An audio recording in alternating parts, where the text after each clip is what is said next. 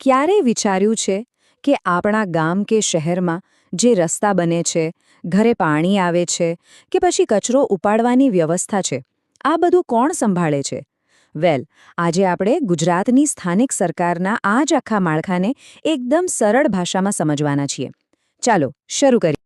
આ એક એવો સવાલ છે જે આપણા બધાના મનમાં ક્યારેક ને ક્યારેક તો આવે જ છે ને, ખરું ને? સવારે ઉઠીએ અને નળમાં પાણી આવે, રાત્રે રસ્તા પર સ્ટ્રીટ લાઇટ ચાલુ હોય, આ બધું પાછળ કોણ છે? કોણ ચલાવે છે આખી સિસ્ટમ? જવાબ આપણી એકદમ નજીક છે. અને એ જવાબ છે સ્થાનિક સરકાર. જી હા, આ એ ગવર્મેન્ટ છે જે આપણી સૌથી નજીક રહીને કામ કરે છે. પછી ભલે આપણે કોઈ નાના ગામડામાં રહેતા હોઈએ કે મોટા શહેરમાં, આપણી રોજબરોજની જે જરૂરિયાતો છે ને એ પૂરી પાડવાની મુખ્ય જવાબદારી એમની જ છે. તો હવે સવાલ એ થાય કે શું ગામડા અને શહેર બંને જગ્યાએ સરકાર એક જ રીતે કામ કરે છે? ના, એવું બિલકુલ નથી. ગુજરાતમાં આખી વ્યવસ્થાને બે મુખ્ય ભાગમાં વહેંચવામાં આવી છે. કેમ? કારણ કે ગામડા અને શહેરની જરૂરિયાતો અને પડકારો બંને તદ્દન અલગ હોય છે. તો આ બે રસ્તા કયા છે?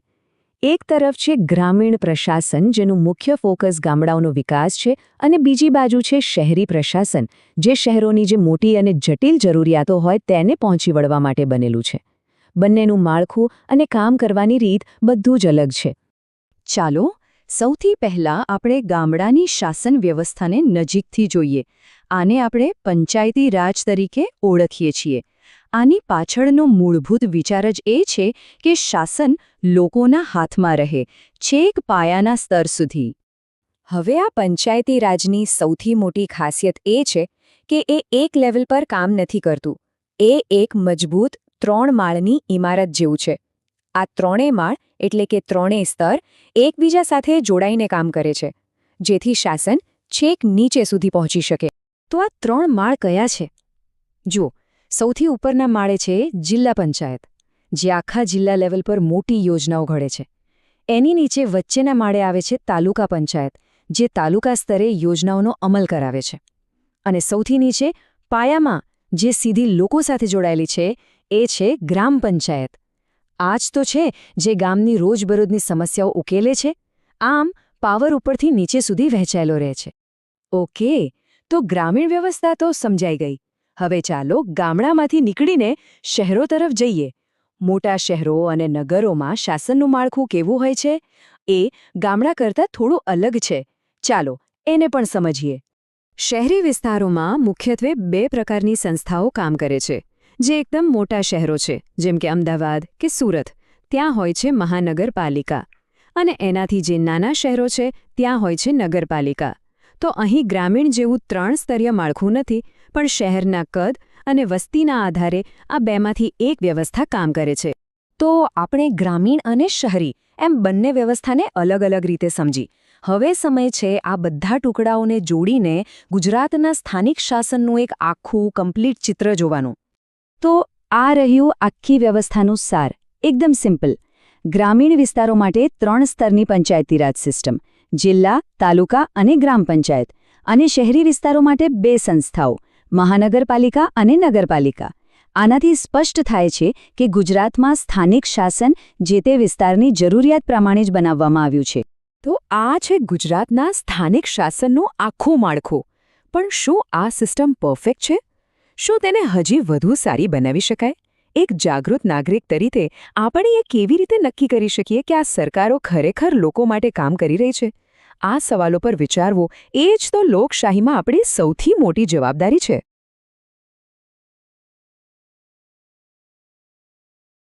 નમસ્કાર. આપણે જ્યારે લોકશાહીની વાત કરીએ છીએ ત્યારે એનો સાચો અર્થ તો ત્યારે જ સાર્થક થાય જ્યારે શાસન લોકોના ઘર આંગણા સુધી પહોંચે. આને જ કહેવાય છે સ્થાનિક સ્વરાજ્ય. તો ચાલો આજે આપણે ગુજરાતની ગ્રામીણ શાસન વ્યવસ્થા એટલે કે પંચાયતી રાજની આખી રચનાને સમજીએ અને જોઈએ કે આપણા રોજિંદા જીવન સાથે કેવી રીતે જોડાયેલી છે. ક્યારેય એવો વિચાર આવ્યો છે કે ગામડામાં પાણીની સમસ્યા હોય કે પછી રસ્તો બનાવવાનો હોય તો એનું નિરાકરણ કોણ લાવે છે? આ બધા સવાલોનો જવાબ એક ખૂબ જ સુવ્યવસ્થિત માળખામાં છુપાયેલો છે, જે ખાસ શાસનને લોકો સુધી પહોંચાડવા માટે જ બનાવવામાં આવ્યું છે. તો આ આખી જે વ્યવસ્થા છે એનો પાયો, એનું ફાઉન્ડેશન છે ગ્રામ પંચાયત. આ શાસનનું સૌથી પહેલું અને સૌથી મહત્વનું સ્તર છે જે લોકોની એકદમ નજીક રહીને કામ કરે છે. એમ કહી શકાય કે આ લોકશાહીના પિરામિડનો પાયો છે. હવે એના માળખામાં ઊંડા ઉતરીએ એ પહેલાં એ સમજવું જરૂરી છે કે ગ્રામ પંચાયત આખરે કરે છે શું. તો જો પીવાના પાણીની વ્યવસ્થા હોય, ગામના રસ્તાઓ બનાવવાના હોય, સાફ સફાઈનું ધ્યાન રાખવાનું હોય, રાત્રે સ્ટ્રીટ લાઇટની વ્યવસ્થા કરવાની હોય કે પછી જન્મ અને મરણની નોંધણી કરવાની હોય, આ બધા જ મૂળભૂત કામો ગ્રામ પંચાયત સંભાળે છે. ચાલો કેટલાક આંકડા પર નજર કરીએ. 500 લોકોનું નાનું ગામ હોય કે પછી 25,000 સુધીની વસ્તી હોય, ત્યાં ગ્રામ પંચાયત હોય છે. વસ્તીના હિસાબે એમાં 8 થી 16 જેટલા સભ્યો હોય છે. એના જે ચૂંટાયેલા વડા હોય છે એમને આપણે સરપંચ તરીકે ઓળખીએ છીએ અને જે વહીવટી કામ સંભાળે એમને તલાટી કમ મંત્રી કહેવામાં આવે છે. તો અહીં એક બહુ જ રસપ્રદ અને સમજવા જેવી વાત છે. અહીં 2 પ્રકારના વડા હોય છે. એક છે સરપંચ, જે ગામના લોકોનો પોતાનો અવાજ છે, લોકો એમને ચૂંટીને મોકલે છે, અને બીજી બાજુ છે તલાટી કમ મંત્રી, જે સરકાર તરફથી નિમણૂક પામેલા અધિકારી છે અને આખું વહીવટી કામકાજ સંભાળે છે. આ રાજકીય અને વહીવટી નેતૃત્વ વચ્ચેનો તફાવત સમજવો બહુ જરૂરી છે. તો ગ્રામ પંચાયતની વાત તો થઈ. હવે આ પિરામિડમાં એક સ્ટેપ ઉપર જઈએ. ગ્રામ પંચાયતની ઉપર આવે છે તાલુકા પંચાયત. આ ગામ અને જિલ્લાને જોડતી એક બહુ જ મહત્વની કડી છે. તાલુકા પંચાયતમાં સભ્યોની સંખ્યા વધીને 16થી 32 સુધીની હોય છે. અહીંના ચૂંટાયેલા વડાને પ્રમુખ કહેવાય છે અને વહીવટી વડા તરીકે હોય છે તાલુકા વિકાસ અધિકારી, જેને આપણે ટૂંકમાં TDO તરીકે ઓળખીએ છીએ. દેખીતી રીતે જ અહીં કામ અને જવાબદારીઓનું સ્તર ગ્રામ પંચાયત કરતાં ઘણું મોટું હોય છે. અને અહીં એક ખૂબ જ મહત્વની અને ગૌરવ લેવા જેવી વાત છે, એ છે અનામતની જોગવાઈ. શાસનમાં બધાનો સમાવેશ થાય એ માટે તાલુકા પંચાયતમાં 50% બેઠકો મહિલાઓ માટે અનામત રાખવામાં આવી છે. આ એક બહુ મોટું પગલું છે જે સ્થાનિક શાસનમાં મહિલાઓની ભાગીદારીને સુનિશ્ચિત કરે છે. અહીં પણ બિલકુલ ગ્રામ પંચાયતની જેમ જ આપણને 2 મુખ્ય વડા જોવા મળે છે. પ્રમુખ, જે તાલુકાના ચૂંટાયેલા સભ્યોનું પ્રતિનિધિત્વ કરે છે, અને બીજા છે તાલુકા વિકાસ અધિકારી એટલે કે TDO, જે સરકારી અધિકારી તરીકે આખા તાલુકાના વિકાસના કામો પર નજર રાખે છે. ચાલો હવે આપણે આ ત્રિસ્તરીય માળખાના એકદમ શિખર પર એટલે કે ટોચ પર પહોંચીએ. અહીં આવે છે જિલ્લા પંચાયત. આ ગ્રામીણ સ્થાનિક સ્વરાજ્યની સૌથી ઉચ્ચ સંસ્થા છે. આખા જિલ્લા માટે યોજનાઓ બનાવવાનું અને તેના પર દેખરેખ રાખવાનું કામ અહીંથી થાય છે. જિલ્લા પંચાયતનું કદ હજી મોટું હોય છે. એમાં 32 થી 55 જેટલા સભ્યો હોય છે અને એની મુદ્દત 5 વર્ષની હોય છે. અહીં પણ ચૂંટાયેલા વડાને પ્રમુખ જ કહેવામાં આવે છે, પણ વહીવટી વડા તરીકે હોય છે જિલ્લા વિકાસ અધિકારી એટલે કે DDO, જેઓ એક સિનિયર સરકારી અધિકારી હોય છે. અને ફરી એકવાર અહીં પણ એ જ રચના છે જે આપણે નીચેના સ્તરો પર જોઈ. એક તરફ રાજકીય વડા એટલે કે પ્રમુખ, જે આખા જિલ્લાની પંચાયત વ્યવસ્થાના પોલિટિકલ હેડ છે, અને બીજી તરફ છે જિલ્લા વિકાસ અધિકારી DDO, જે જિલ્લાના વિકાસની તમામ વહીવટી જવાબદારીઓ સંભાળે છે. તો આપણે ત્રણેય સ્તરને એક પછી એક સમજ્યા: ગ્રામ, તાલુકા અને જિલ્લા. હવે એ જોઈએ કે આ ત્રણેય ભાગો એકસાથે જોડાઈને ગ્રામીણ ગુજરાતના વિકાસ માટે કેવી રીતે એક મજબૂત અને સુસંગત સિસ્ટમ બનાવે છે. આ આખું ચિત્ર એક પિરામિડ જેવું છે. જુઓ, સૌથી નીચે પાયામાં છે ગામડાઓ માટે ગ્રામ પંચાયત. એની ઉપર આવે છે તાલુકા કક્ષાએ તાલુકા પંચાયત, અને સૌથી ટોચ પર શિખર પર છે આખા જિલ્લા માટે જિલ્લા પંચાયત. દરેક સ્તર એની ઉપરના સ્તરને ટેકો આપે છે, અને આ રીતે આખું માળખું એક સાથે કામ કરે છે. તો આ બધી વાત પછી એક છેલ્લો અને સૌથી અગત્યનો સવાલ મનમાં આવે કે આ જે આખી વ્યવસ્થા છે, આ જે સ્થાનિક લોકશાહી છે, એ સામાન્ય માણસના જીવન પર, એમના સમુદાય પર ખરેખર શું અસર કરે છે? આપણી આસપાસ કામ કરતી આ પંચાયતો આપણા રોજિંદા જીવનને વધુ સારું બનાવવામાં કેટલો ફાળો આપે છે, એ ખરેખર વિચારવા જેવો મુદ્દો છે.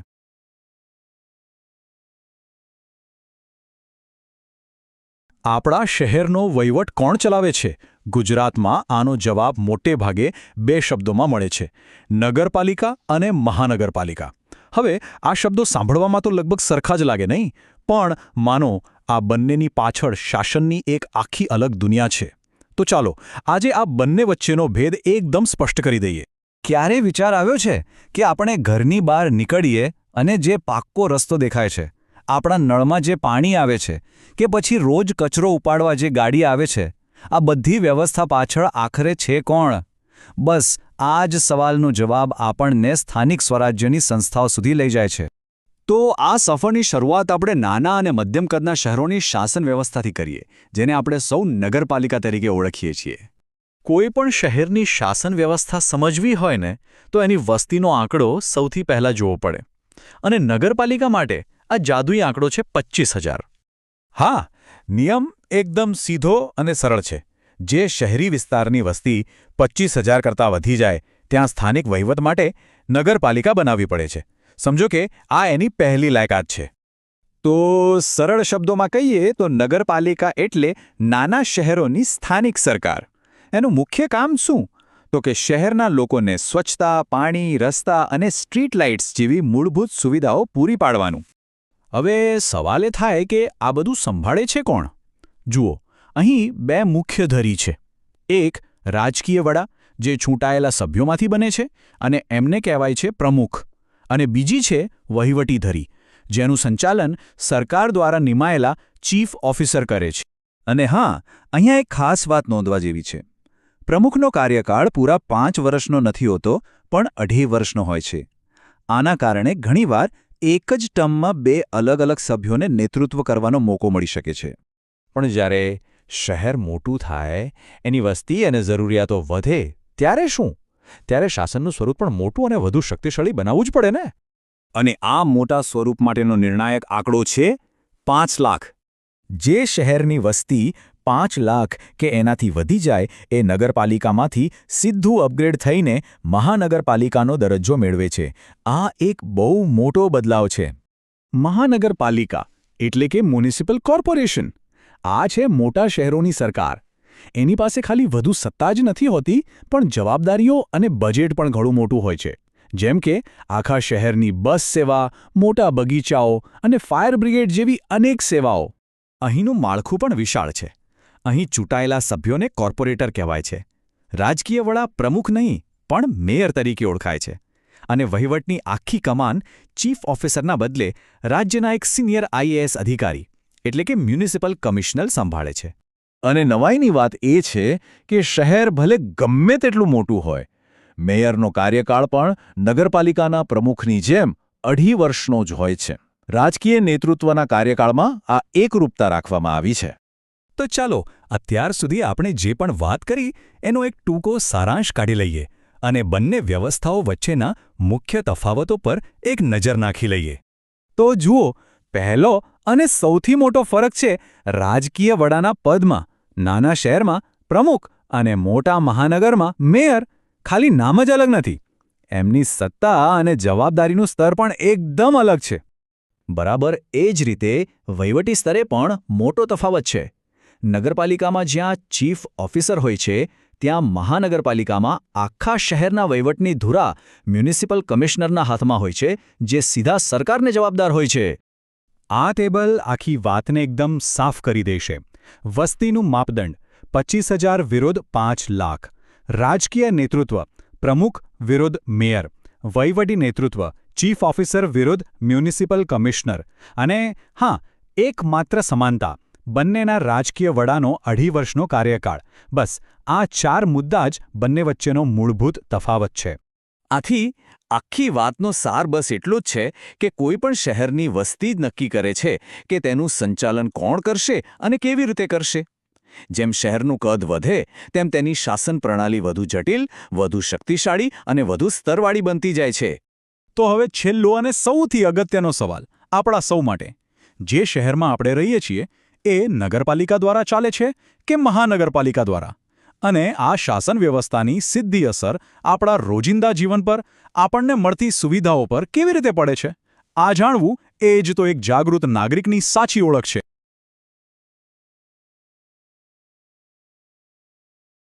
આપણો જિલ્લો, આપણો તાલુકો, આ બધું ખરેખર ચાલે છે કેવી રીતે? ચાલો આજે આપણે ગુજરાતના સ્થાનિક કારોબારની દુનિયામાં એક નાનકડી સફર કરીએ અને એ જોઈએ કે આપણા રોજિંદા જીવન પર એની અસર શું થાય છે. કારણ કે એક એવી વ્યવસ્થા છે જે આપણને બધાને સીધી રીતે સ્પર્શે છે.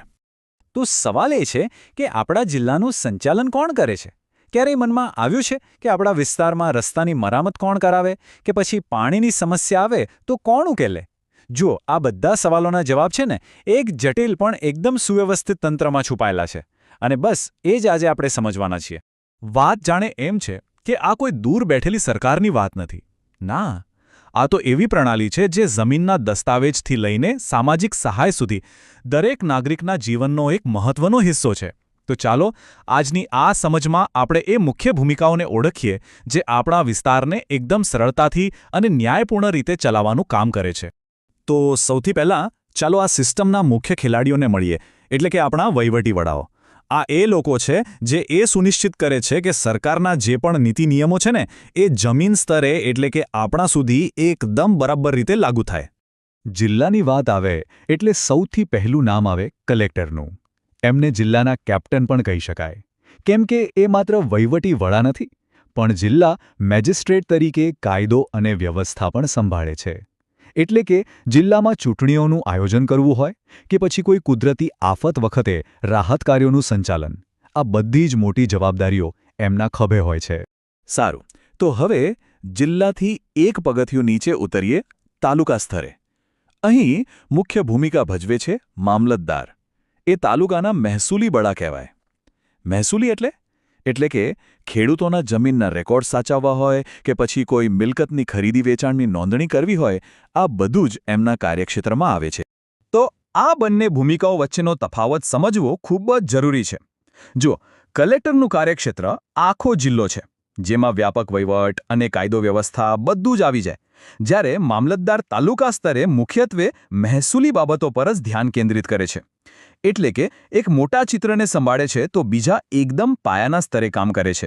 પણ ખાલી સારો વહીવટ હોય એ પૂરતું છે? ના, એક મજબૂત સમાજ માટે ન્યાય અને સહાયની વ્યવસ્થા પણ એટલી જ, બલકે એનાથી પણ વધારે જરૂરી છે.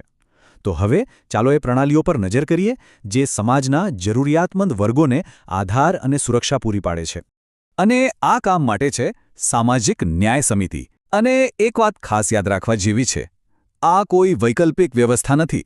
ગ્રામ, તાલુકા અને જિલ્લા પંચાયત એમ ત્રણેય સ્તરે આ એક ફરજિયાત સમિતિ છે. સાચા અર્થમાં કહીએ તો આ સમિતિ સમાજના નબળા વર્ગો માટે એક આશાનું કિરણ છે.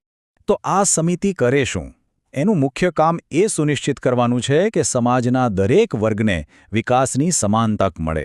દાખલા તરીકે વિદ્યાર્થીઓને શિષ્યવૃત્તિ અપાવી હોય કે પછી મહિલાઓ માટે ખાસ આરોગ્ય સુવિધાઓ પૂરી પાડવી હોય, એમનો મુખ્ય ધ્યેય એક જ છે: કોઈ પણ પાછળ ન રહી જાય.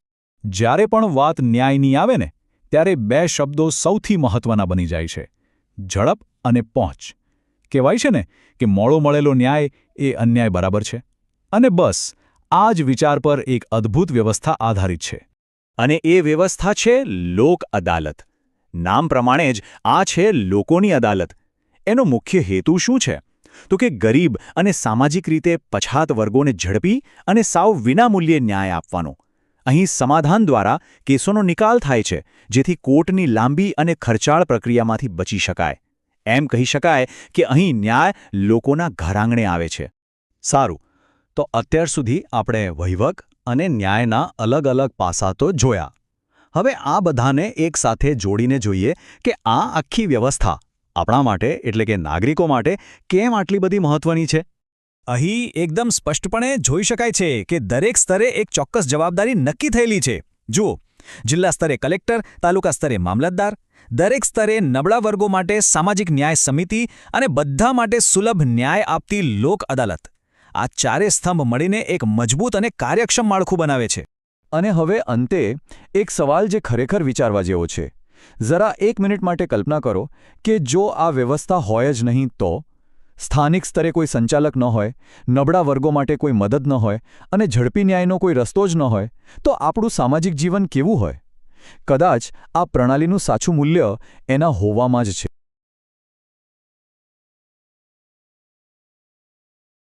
નમસ્કાર.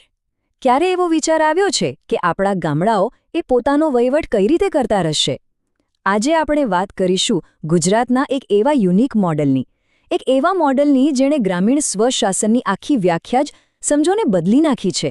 તો ચાલો આખી વાતને સમજીએ. જુઓ, શહેરોમાં તો આપણને ખબર છે, નગરપાલિકાઓ હોય છે, કોર્પોરેશન હોય છે, પણ ભારતના લાખો ગામડાઓનું શું? ત્યાં રોજબરોજનો વહીવટ કોણ સંભાળે છે? કેવી રીતે ચાલતો હશે? આ સવાલનો જવાબ છે ને એ આપણી લોકશાહીના પાયામાં છુપાયેલો છે, અને એ જવાબ છે પંચાયતી રાજ. તો સવાલ એ થાય કે આ પંચાયતી રાજ છે શું? શું એ ખાલી એક સરકારી સિસ્ટમ છે? ના, બિલકુલ નહીં. એનાથી ઘણું વધારે છે. આ તો એક ક્રાંતિકારી વિચાર છે ખરેખર. એક એવો આઈડિયા જે પાવર એટલે કે સત્તા સીધી જ ગામના લોકોના હાથમાં સોંપે છે, જેથી તેઓ પોતાના ભવિષ્યના નિર્ણયો જાતે જ લઈ શકે. આ આખી વાતની શરૂઆત ક્યાંથી થઈ? તો એ થઈ હતી 1959માં રાજસ્થાનના નાગોરથી, અને ત્યાંથી બરાબર 4 જ વર્ષ પછી એટલે કે 1963ની 1 એપ્રિલે ગુજરાતે પણ આ સિસ્ટમને અપનાવી લીધી. સાચું કહીએ તો એ દિવસ ગુજરાતના ગ્રામીણ ઇતિહાસ માટે બહુ મોટો દિવસ હતો. ત્યાંથી જ સ્વશાસનના એક નવા અધ્યાયની શરૂઆત થઈ એમ કહી શકાય. પણ વાત અહીં પૂરી નથી થતી. ગુજરાતે ખાલી પંચાયતી રાજ સિસ્ટમ લાગુ કરીને બેસી ન રહ્યું, એણે તો આ સિસ્ટમમાં એક એવો અખતરો કર્યો, એક એવો પ્રયોગ કર્યો કે જેણે આખા દેશનું ધ્યાન ખેંચ્યું. અને એ અનોખી પહેલ હતી સમરસ યોજના. ચાલો એના વિશે જરા વિગતમાં વાત કરીએ. તો આ સમરસ ગ્રામ પંચાયત એટલે શું? બહુ સરળ રીતે સમજીએ. વિચારો, એક એવું ગામ જ્યાં સરપંચ અને સભ્યોને ચૂંટવા માટે કોઈ ચૂંટણી જ નથી થતી, કોઈ મતદાન નહીં, કોઈ પ્રચાર નહીં, બસ ગામના બધા લોકો ભેગા મળે, ચર્ચા કરે અને સર્વસંમતિથી નક્કી કરી લે કે કોણ પંચાયત સંભાળશે. આની પાછળનો મુખ્ય આઈડિયા એ જ છે કે ચૂંટણીને લીધે જે ગામમાં ભાગલા પડે છે, જે મનદુખ થાય છે, એ બધું જ ટાળી શકાય. આ યોજનાની પાછળ જે વિચાર છે ને એ ખરેખર અદ્ભુત છે. અહીં ફોકસ રાજકીય હરીફાઈ પર નથી, બિલકુલ નહીં. અહીં ફોકસ છે ગામની એકતા પર, સામુદાયિક ભાવના પર. કારણ કે સીધી વાત છે, જ્યારે આખું ગામ સાથે મળીને પોતાના આગેવાનોને પસંદ કરે તો પછી વિકાસના કામમાં કોઈ રોકટોક જ ના આવે અને ગામ બહુ ઝડપથી આગળ વધે. સારું, આ તો થઈ સમરસની વાત. પણ ગુજરાત અહીંયા પણ ન અટક્યો. એક બીજી પણ એવી જ મજેદાર યોજના છે. એક એવી યોજના જેનો હેતુ છે આદર્શ ગામ બનાવવાનો, અને એ પણ પ્રોત્સાહન આપીને. અને એ યોજનાનું નામ છે તીર્થગ્રામ યોજના. હવે આ તીર્થગ્રામ યોજના કામ કઈ રીતે કરે છે એ બહુ રસપ્રદ છે. એનો કોન્સેપ્ટ એકદમ સિમ્પલ છે. જો કોઈ ગામમાં એક પણ ગુનો ન બને, એટલે કે એ ક્રાઇમ ફ્રી હોય અને સાથે સાથે સ્વચ્છતામાં પણ અવ્વલ હોય, તો સરકાર એ ગામને ઇનામ આપે છે. અને ઇનામ શું? વિકાસ માટે સ્પેશિયલ ગ્રાન્ટ, મતલબ કે સારા કામનું ફળ સીધું ગામના વિકાસ તરીકે મળે છે. કેટલું સરસ! તો આ બધી વાતનો સાર શું છે? આપણે શું સમજ્યા? જો સમરસ અને તીર્થગ્રામ જેવી યોજનાઓ છે ને, એ પંચાયતી રાજને માત્ર એક સરકારી કામકાજની સિસ્ટમ નથી રહેવા દેતી. એનાથી આગળ વધીને એને ગામમાં સંપ અને વિકાસ લાવવા માટેનું એક પાવરફુલ ટૂલ બનાવી દે છે. આ યોજનાઓ ગામડાઓને ખાલી પોતાની જવાબદારી પૂરી કરવા માટે નહીં, પણ એક આદર્શ સમાજ બનવા માટે મોટિવેટ કરે છે, પ્રેરણા આપે છે. અને આ બધી ચર્ચા આપણને એક બહુ મોટા અને મૂળભૂત સવાલ પાસે લાવીને ઊભા રાખે છે. સવાલ એ છે કે એક મજબૂત લોકશાહીની સાચી નિશાની શું છે? શું એ ચૂંટણીની રસાકસી અને હરીફાઈ છે, કે પછી સર્વસંમતિ અને સામાજિક એકતા? ગુજરાતનું આ જે મોડેલ છે એ આપણને શાસન અને લોકશાહીના અર્થ વિશે ફરી એકવાર ઊંડાણથી વિચારવા પર મજબૂર કરે છે ખરું.